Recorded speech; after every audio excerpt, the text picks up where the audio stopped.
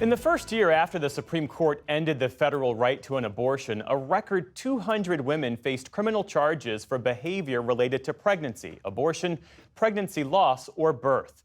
The Supreme Court decision emboldened prosecutors to develop more aggressive legal strategies to charge and imprison pregnant women and new mothers. But even prior to the overturning of Roe, hundreds of women faced such charges. Special correspondent Sarah Varney traveled to South Carolina to speak with one family still grappling with the impact. There's an empty seat at the table every time Lauren Smith and her family go out for lunch in Greenville, South Carolina. In 2019, Lauren delivered a healthy newborn baby she named Audrey. A few days later, a caseworker told Lauren she would not be bringing her home. I was completely blindsided. Never in a million years would I have thought that's what would have been told to me. Never. It was so bad I couldn't even look at diaper commercials. I would just cry. A urine drug screen taken without her permission showed she had used marijuana sometime during her pregnancy. After 2 rounds of drug testing, her baby tested positive for THC, a compound found in marijuana. How did you think about marijuana use in your pregnancies, all of them? It was a way for me to be able to keep food down. I worked full time up until I was 7 months. So dealing with all the discomfort and the pain, it helped. It helped with my anxiety, my depression. The CDC cautions against using marijuana during pregnancy, but it says that more research is needed to fully understand the impacts of THC on fetal development. Still, 6 months after giving birth, Lauren was arrested and charged with felony child neglect. She's waited 5 years for a trial set for next month.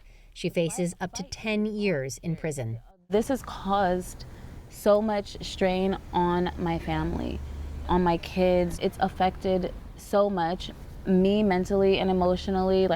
I will never be the same.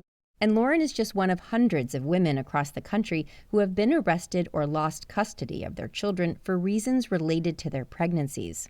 There are these women that are being surveilled and charged and sentenced in these ways. Michelle Goodwin is a law professor at Georgetown University and author of the book Policing the Womb. She says these cases rely on a legal concept called fetal personhood, a once fringe idea now at the center of anti-abortion advocacy. The fetal personhood movement aims to grant full legal rights and protections to fetuses, and in some cases, embryos. About a third of states have established fetal personhood by law or judicial decision. And Goodwin says this concept applies to more than alleged drug offenses. So if a woman is driving a car and there is an accident and it's perceived that she was not acting responsibly enough, considering that she is pregnant, then that is enforced upon her.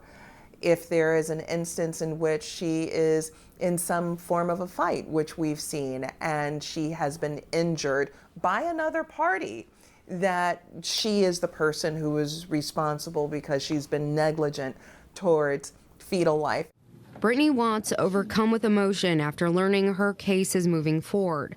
Just last year, Brittany Watts in Ohio was arrested on charges of abuse of a corpse after she suffered a miscarriage in the bathroom of her home. And in 2022, Haley Burns in Alabama was arrested when she tested positive for what her lawyers argued were legally prescribed substances during her pregnancy. That's one of the problems with these laws, is that they're selective. They select out women because of their condition, which is unlawful.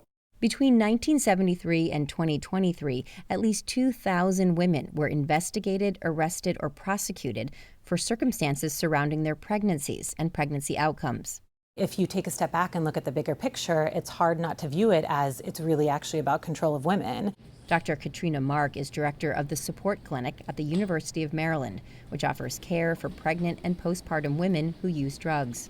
She says separating mother from baby can cause lifelong trauma for everyone involved. Separating that child from its mother is almost always going to be worse than the risk of that baby being exposed to any drugs that the mother took. Disruption of that maternal and infant bond really increases the risk of neurologic and behavioral problems and relationship and social problems for that child for long term. And she says since the overturning of Roe, pregnant women and mothers are under even more intense scrutiny. Scaring the mom to the point that she's not coming to get health care during her pregnancy or not disclosing her drug use so that she can get the support and treatment that she needs. None of those things are protecting the baby. Putting the mom in jail and taking the baby away is not protecting the baby. So there are lots of unsafe things that women do during pregnancy.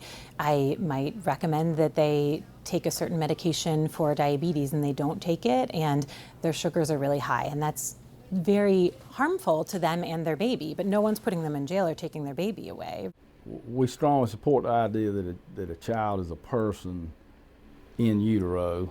South Carolina State Representative John McCravey founded the Family Caucus, an influential anti-abortion group of lawmakers in a state with the third highest pregnancy-related prosecutions. He believes these types of laws serve as a deterrent to drug use. You use the carrot and the stick. You know, the stick is, hey, this is hanging over my head. If I don't get clean, if I don't get rid of this drug use, then I'm going to go to jail and I may lose my child. But if I test negative, if I do a good job of getting clean, I'm going to get to lead a normal life with my child. So it's a powerful thing.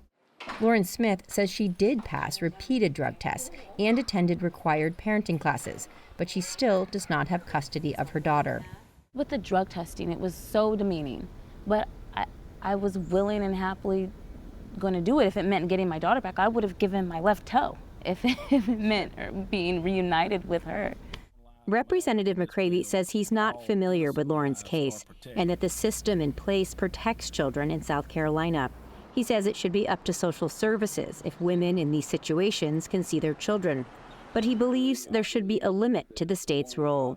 I'm curious if you're worried about this sort of slippery slope, that you have good intentions to start with, but that this program could expand to a kind of surveillance almost of pregnant women. If you have a child that's being endangered, the state has an interest in protecting that child and doing what it needs to do. But I would never be in favor of a program that would go around testing women that are pregnant for illegal drugs and trying to make a big deal out of that. You know, I think that would go too far. Attorneys for patients caught up in these cases today, though, say the practice of drug testing pregnant women without their consent remains widespread. Did anybody ever ask your permission to test your No. urine? No, ma'am. Or to test Audrey? No. Today, Lauren's daughter, Audrey, is a healthy 5.5-year-old who lives with her paternal grandmother. Lauren has little contact with her. And the delay in Lauren's trial has made it difficult for her to even get a job delivering groceries.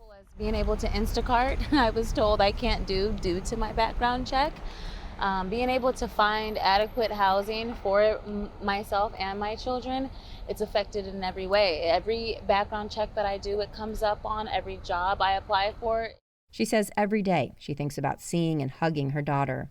Am I unworthy of being a mother to my daughter? Am I unworthy of being in her life? I've missed everything. I've missed every first there is to miss. I will be reunited with my daughter, and I don't care how long that takes.